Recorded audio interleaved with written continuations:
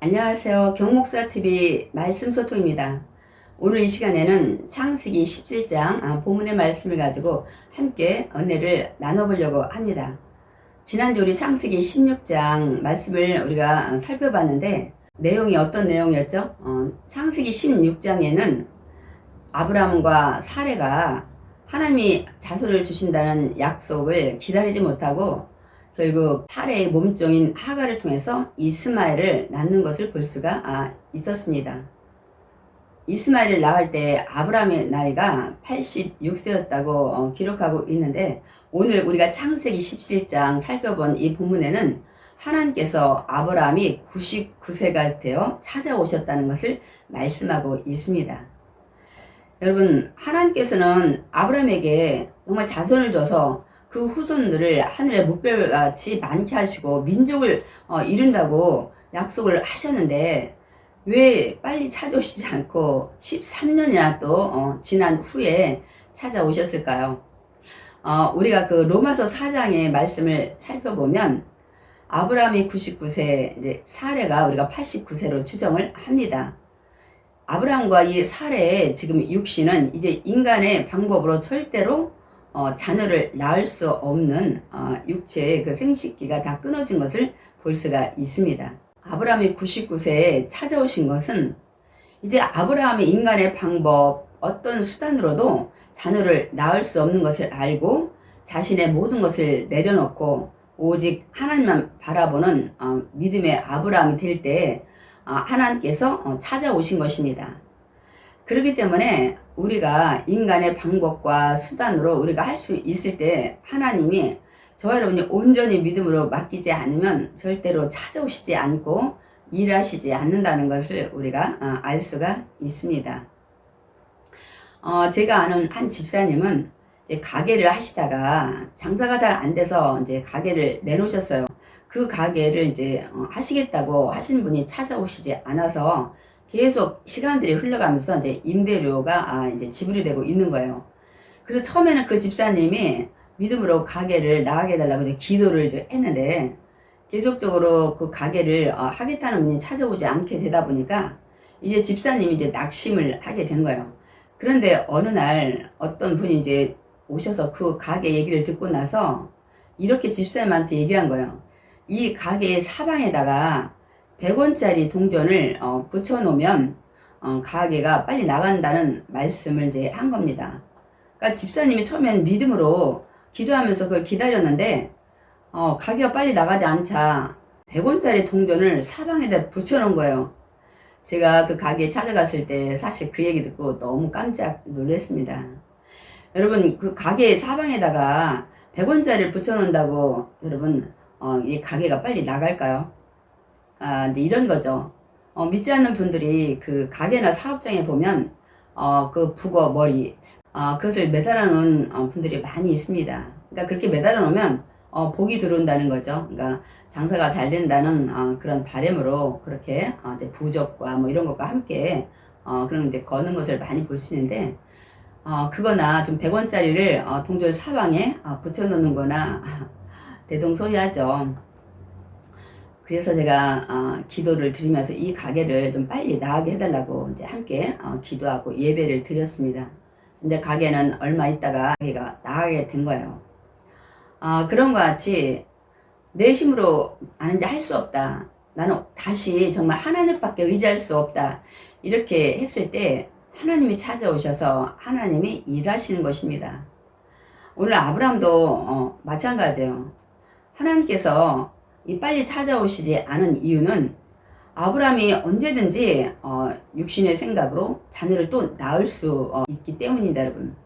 그래서 하나님은 이제 아브라함이 사레가 둘 다 포기했을 때 이제 우리는 자녀는 더 이상 우리는 낳을 수 없어 이렇게 생각을 하고 이들이 이제 이스마엘에도 우리가 키우면서 하나님을 믿고 살아가자고 아마 생각을 한 것 같습니다. 그렇게 이 두 부부가 다 포기하고 있을 때 짱하고 나타나신 거예요.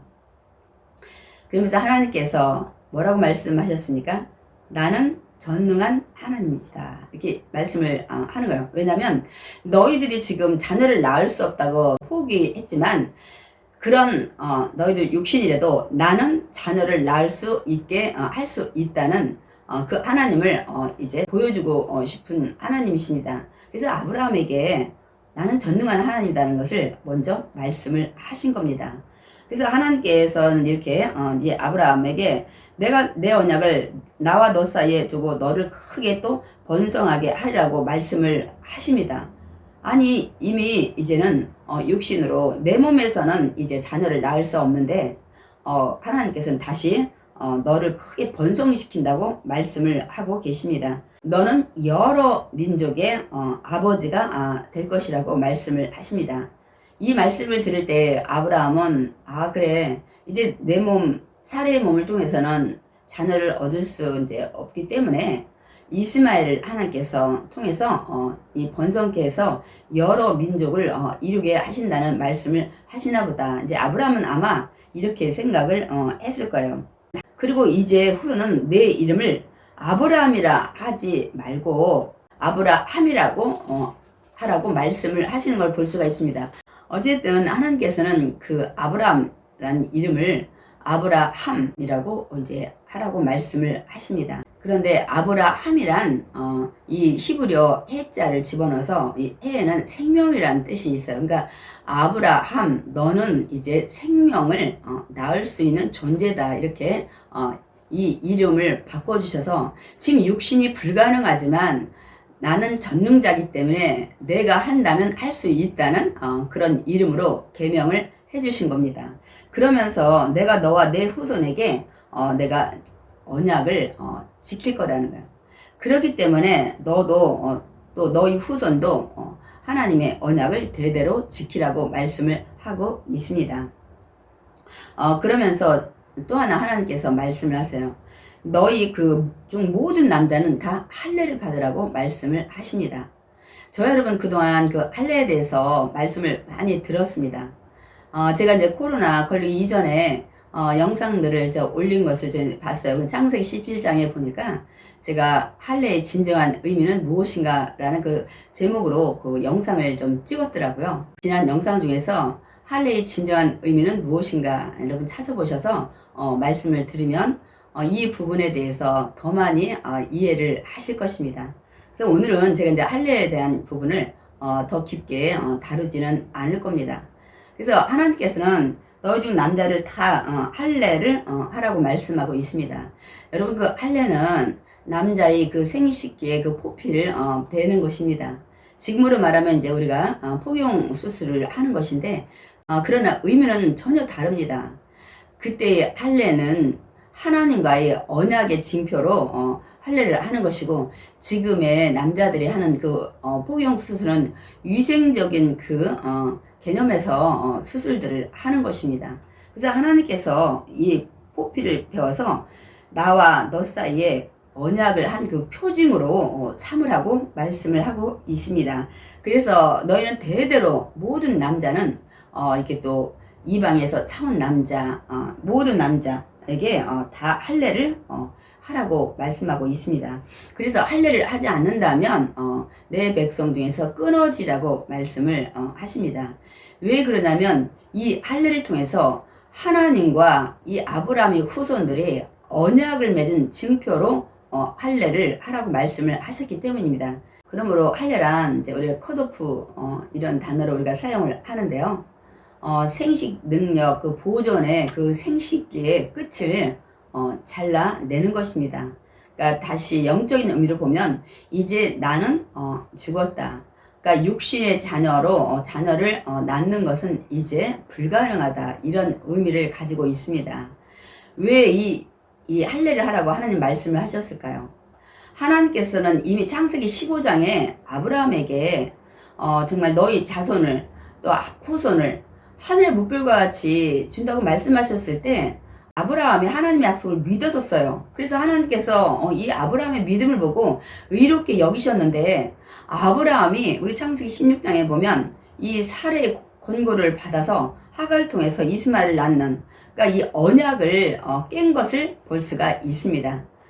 그러므로 아브라함이 하나님이 주신 이 언약을 깨버린 거예요. 그래서 사실은 이게 육신으로 준 것은 아니지만 영적으로 그 언약을 파기한 자로서 이 나는 이제 죽었다는 그 육신의 그 죽음을 의미하는 것입니다. 그래서 우리가 이제 신약에 보면 우리가 육신적으로 나는 이제 예수가 죽었다 이런 우리가 의식을 행하는 게 뭐죠? 어떤 교회에서는 이제 머리에다가 이렇게 물로써 해서 세례를 베풀고, 또 어떤 교회에서는 이제 푹 물에 잠겨서 있다가 일어나는 침례를 우리가 행하게 됩니다. 구약에서는 할례를 통해서 나는 이제 정말 죽었다는 그런 의미로 이런 의식을 치르지만은, 신약에서는 나는 이제 옛사람은 죽었다 이렇게 해서 다시 죽었다가 예수님과 함께 부활했다 이렇게 해서 또 침례를 하는 것을 우리가 볼 수가 있습니다. 그래서 제가 잠깐 좀 이 말씀은 좀 찾아보고 가야 될 것 같더라고요.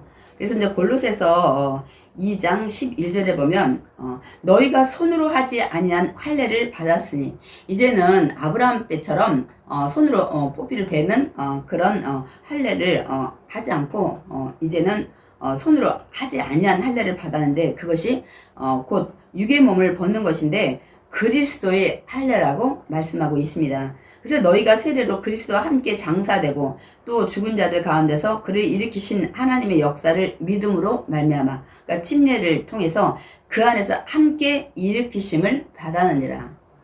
우리가 예수도 십자가의 죽으심을 우리도 믿고 다시 새 사람이 된 의식으로 우리가 세례, 우리가 침례를 베푸는 것처럼, 그래서 신약에 이제 손으로 하지 아니한 그 침례에 대해서 그것을 그리스도의 할례라고 말씀을 하고 있습니다.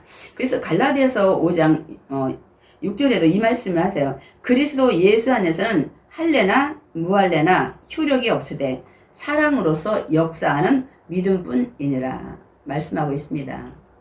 왜냐면 유대인들이 자기들 이제 할례를 이 육신에 베풀고 나서 자기는 할례파다, 그리고 자기는 하나님께 언약을 받은 백성이다, 할례는 받고 그 마음에는 신실한 믿음이 없는 거예요. 그래서 사도 바울을 통해서 하나님께서 이런 말씀을 하시는 겁니다. 그래서 육신의 할례가 아니라 마음의 할례를 받아야 된다고 말씀을 하는 것입니다. 우리가 이제 다시 17장으로 돌아가서, 그래서 하나님께서는 이제 아브라함에게 할례를 행하라는 말씀을 하시고, 더 나가서 하나님께서는 아브라함에게 또 이 말씀을 하세요. 내 아내 사레의 이름을 계명하라는 거예요. 아까는 아브라함의 이름을 해자를 집어넣어서 아브라함, 그 생명을 이제 추가해 주셨는데, 사레 역시도 공주, 왕비 이런 뜻을 가지고 있었는데 하나님께서 사라라고 계명을 하십니다, 여러분. 그렇기 때문에 사례도 여기에 해자가 생명이란 단어가 들어갑니다. 그래서 사라라는 이름으로 하나님께서 계명을 해 주십니다. 그래서 이제는 여주인, 여러 민족의 어머니라는 이름의 뜻을 갖게 하십니다. 그러면서 하나님께서는 이 사례를 통해서 이제는 많은 민족을 이루게 하시겠다고 말씀을 하십니다.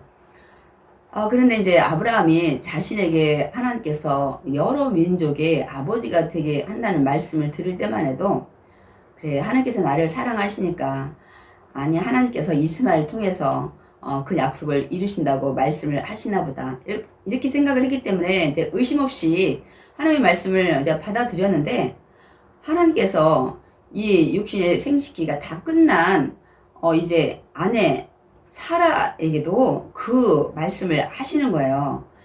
여러 민족의 어머니가 될 것이고 이 사라를 통해서 네 자손을 낳을 것이라는 이제 말씀을 하시는 겁니다. 그러니까 이제 아브라함이 이스마엘이 아닌가 보다. 우리는 지금 자녀를 낳을 수 없는데 하나님께서는 그러면 사라를 통해서, 나를 통해서 자녀를 낳게 하신다는 건가 하고 아브라함이 이제는 믿기지가 않는 거예요. 왜냐하면 본인들은 본인들의 지금 이 육신의 상태를 이제 잘 알고 있기 때문입니다. 그래서 아브라함이 이제 엎드려가지고 웃었다고 말씀하고 있습니다. 마음속으로 어떻게 생각을 했냐면, 100세 된 사람이 어찌 자식을 낳을까, 이런 생각. 100세 된 사람이 자식을 낳을 수 없는데, 이미 내 몸과 내 아내의 몸 상태를 내가 다 알고 있는데, 아마 아브라함은 이렇게 생각을 한 것 같습니다.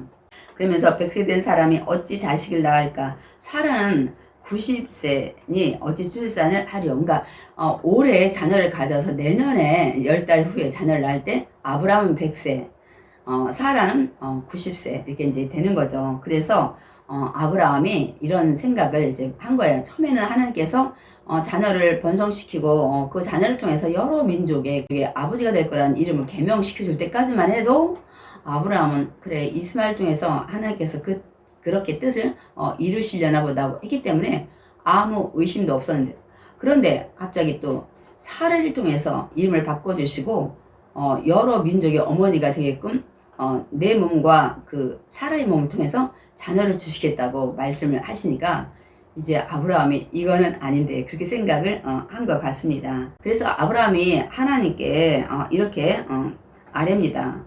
하나님, 이스마엘이나 정말 하나님 앞에서 살기를 원하나이다. 그러니까 다시 말씀드리면 하나님께서 정말 자녀를 주신다는 그런 꿈, 희망, 소망을 주시는 것, 또 위로하시면 너무나도 감사한데요. 이제 이 얘기가 생각됐을 거예요. 하나님, 제 몸과 제 아내 그 사라의 몸은 이제 자녀를 낳을 수가 없습니다.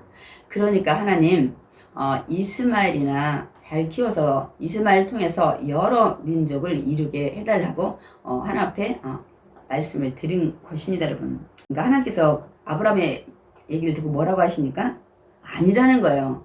내 아내 사라가 내게 아들을 낳을 것이라는 거예요.